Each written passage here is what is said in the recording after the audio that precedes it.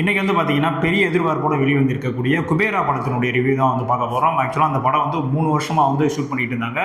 ஒரு வெளியாக வந்து இன்றைக்கி வந்து படம் வந்து ரிலீஸ் ஆகிடுச்சு. ஓகே, அந்த படத்தினுடைய ஸ்டோரி என்ன அப்படின்றத வந்து நான் ஃபஸ்ட்டே சொல்லிடுறேன்.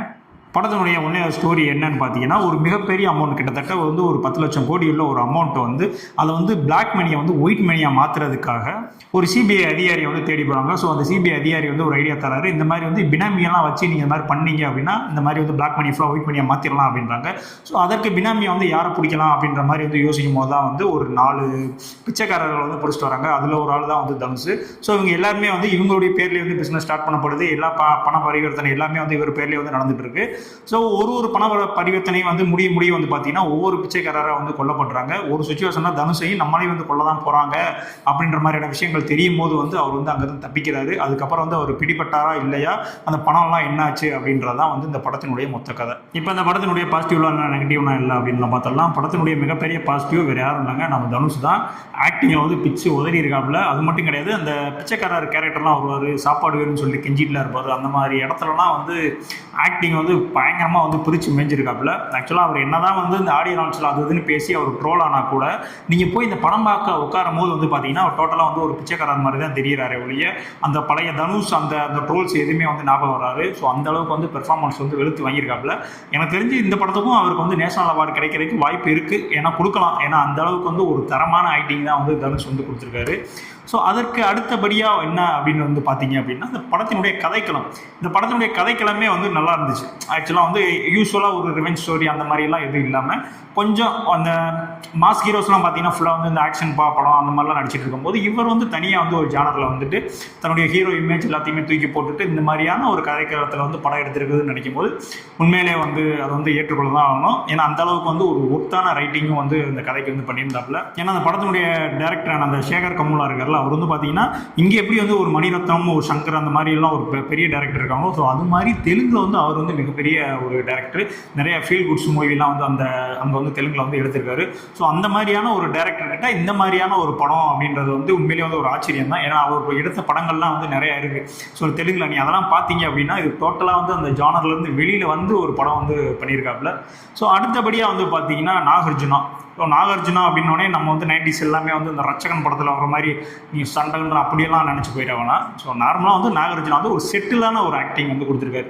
ஸோ நார்மலாகவே வந்து நீங்கள் நாகார்ஜுனா படம் வந்து எல்லாமே பார்த்தீங்க அப்படின்னா அவருக்குன்னு ஒரு ரேஞ்ச் வச்சுருப்பார், அவருக்குன்னு ஒரு மீட்ரு, அந்த மீட்டருக்கு மேலே போக மாட்டார். கரெக்டாக அந்த நீங்கள் தோலா படம்லாம் பார்த்தா தெரியும். ஸோ அது மாதிரியான ஒரு செட்டிலான ஒரு ஆக்டிங் வந்து இந்த படத்துக்கு வந்து கொடுத்துருக்காரு.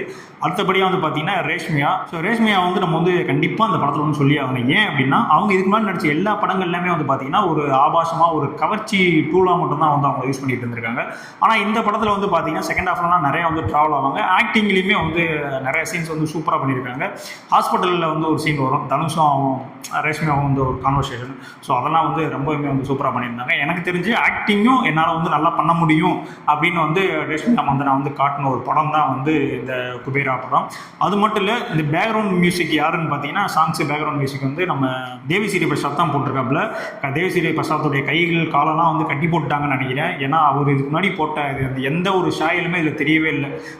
தேவிஸ்ரீ பிரசாத் அப்படின்னு வந்துட்டாலே வந்து ட்ரம் பீட்டு அது இதுன்னு போட்டு வாட்சி தள்ளிடுவாப்புல. இல்லை, அந்த மாதிரி இதில் எதுவுமே கிடையாது. இங்கே டைட்டிலில் வந்து இது வந்து மியூசிக் வந்து தேவிஸ்ரீ பிரசாத் அப்படின்ற வார்த்தையை பார்க்கல அப்படின்னா இந்த படத்துக்கு யாரா மியூசிக் போடுறது அப்படின்னு உங்களுக்கே தெரியாமே போயிடும். ஏன்னா அந்த அளவுக்கான ஒரு நார்மலான அவருடைய கம்ஃபர்ட் ஜோன்லேருந்து வெளியில் வந்து ஒரு மியூசிக் வந்து போட்டிருக்காரு. ஆனால் இந்த திரைக்கதைக்கு வந்து அது வந்து ரொம்பவுமே வந்து ஆப்டாக தான் இருந்துச்சு. அடுத்து ரொம்ப முக்கியமான ஒரு விஷயம் என்னன்னா, அந்த நிக்கி பொம்மி ரெட்டின்றவர் தான் வந்து சினிமாட்டோகிராஃபி பண்ணியிருக்காப்புல. ரொம்பவுமே வந்து அருமையாக இருக்கும். ஆக்சுவலாக வந்து அந்த தனுஷ் அந்த ஓடுற சீன் ஆகட்டும், மேக்ஸிமம் படத்தில் நிறைய சீன் வந்தோன்னா நைட்லேயே தான் வந்து ஷூட் பண்ணியிருக்காங்க. ஸோ எல்லாமே வந்து அந்த லைட்டிங்ஸ் எல்லாமே வந்து சூப்பராக இருந்துச்சு. நீங்கள் இப்போ தனுஷ் ஓடிட்டு இருக்காரு அப்படின்னா கூட நீங்களுமே ஓடிட்டு இருக்க மாதிரி இருக்கும்.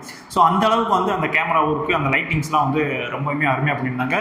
இவங்களுக்குலாம் வந்து கிரெடிட் கொடுக்கும்போது கண்டிப்பாக வந்து இவர் கொடுத்து தான் ஆகணும். ஏன்னா இவர் இல்லை அப்படின்னா படம் வந்து அவ்வளோ ரிச்சாக அந்த லுக்கில் வந்து தெரிஞ்சிருக்க வாய்ப்பே கிடையாது. ஸோ இவருக்குமே வந்து நம்ம வந்து கிரெடிட் கொடுத்து தான் ஆகணும். மொத்தமாக வந்து இந்த படத்தை வந்து பார்த்தீங்கன்னா தனுஷ் அந்த நாகார்ஜுனா இவங்க 2 பேருடைய இவங்க தான் பில்லர், இவங்க தான் வந்து படத்தை வந்து தூக்கிட்டு போகிறாங்க. எனக்கு தெரிஞ்சு தனுஷுக்கு வந்து தெலுங்குலேயும் வந்து இப்போ மார்க்கெட் வந்துடும் நினைக்கிறேன் இந்த படத்துக்கு அப்புறம். இதுக்கப்புறம் வந்து இட்லி கடை படம்லாம் ரிலீஸ் ஆச்சு அப்படின்னா தெலுங்குலேயும் வந்து ஒரு நல்ல கலெக்ஷன் வர்றதுக்கான வாய்ப்பு வந்து இருக்குது. அப்போ படத்தில் என்னதான்டா பிரச்சனை, எல்லாமே பாசிட்டிவாக இருக்கா அப்படின்னு கேட்டால் இருக்குது. ஏன்னா இந்த ஸ்க்ரீன் பிளேவை பொறுத்த வரைக்கும் திரைக்கதை வடிவமைச்சதில் கொஞ்சம் லேகிங் இருக்குது. ஏன்னா படம் வந்து பார்த்தீங்கன்னா 3.25 மணி நேரம். ஸோ அதுக்கப்புறம் வந்து படத்தை ட்ரிம் பண்ணி இப்போ ஒரு 3 மணி நேரமாக வந்து கரெக்டாக வந்து ஃபைனலைஸ் பண்ணியிருக்காங்க. ஸோ 3 மணி நேரம் இந்த கதையில் நீங்கள் உட்காந்து பார்க்க முடியுமா அப்படின்றத மட்டும் யோசிச்சுட்டு அதுக்கப்புறம் வந்து தேட்டரில் போங்க. ஏன்னா திரைக்கதை வந்து அங்கங்கே லேக் அடிக்குது. 3 மணி நேரம்ன்றப்ப அந்த ஸ்க்ரீன் பிளே வந்து எப்படி இருக்கணும், ஒரு ரேசி ஸ்க்ரீன் பிளே, ஒரு ரிவெஞ்ச் ஸ்டோரி அப்படி இப்படின்னா அது வேற மாதிரி இருக்கும். ஸோ இந்த மாதிரியான ஒரு கதைக்களத்துக்கு வந்து ஒரு 3 மணி நேரம் படம் அப்படின்றது வந்து உண்மையிலே அதிகம் தான். இன்னுமே கொஞ்சம் வந்து எடிட்டிங் பண்ணி கொஞ்சம் கம்மி பண்ணியிருக்கலாம். ஸோ அதுதான் வந்து இந்த படத்தினுடைய எனக்கு தெரிஞ்ச மிகப்பெரிய மைனஸ். அது இல்லாமல் வந்து நிறைய இடத்துல வந்து லாஜிக் மிஸ்டேக்லாம் வந்து இருக்குது. அது மட்டும் இல்லாமல் படத்தில் வந்து நிறைய இடத்துல வந்து அந்த லிப்சிங்க்குமே வந்து கரெக்டாக வந்து மேட்ச் ஆகலை. எனக்கு வந்து ஒரு தெலுங்கு படம் பார்த்துட்டு இருக்கோம் அப்படின்ற ஃபீலிங் தான் வந்துச்சு அவ்வளோ. இன்னும் வந்து ஒரு தமிழ் படத்துக்குள்ளே தான் இருக்கும் அப்படின்ற மாதிரியான ஒரு ஃபீல் வந்து வரவே இல்லை.